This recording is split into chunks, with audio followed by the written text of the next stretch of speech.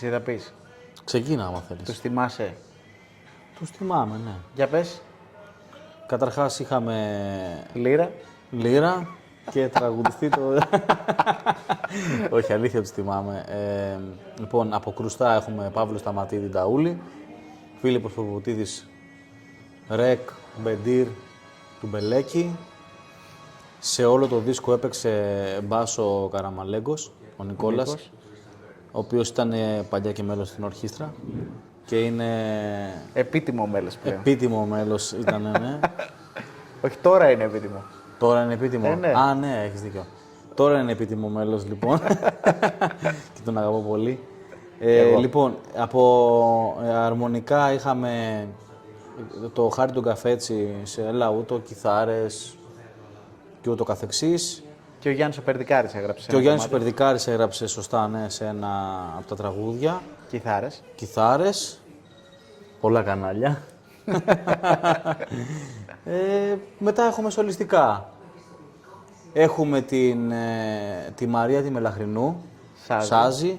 Έχουμε τον Τάσο Σερεμέτη στο ούτι. Για μένα μπορώ να πω και το καλύτερο ούτι στην Ελλάδα. Εγώ μπορώ και θα το πω, δεν με νοιάζει. Το ρίξε. Πάρ' το. Γιατί ρε, Όχι, φίλε. ναι, το ρίξε λέω. Πάμε. Το κύριο.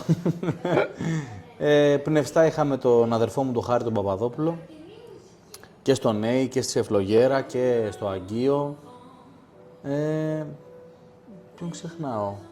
Α, είχαμε και τον Τιγκράν στο Ντουντούκ. Την Γκραν Σαρξιάν.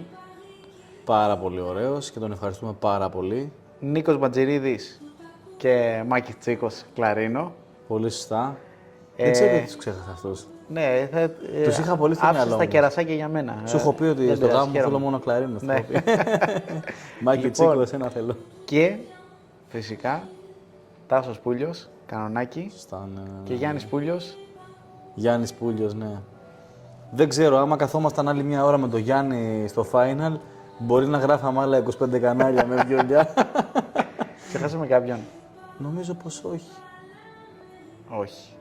Γιώργο Μουρατίδη είπαμε, πλήκτρα. Ναι, Γιώργο Μουρατίδη Πλήκτρα, συγγνώμη. ναι.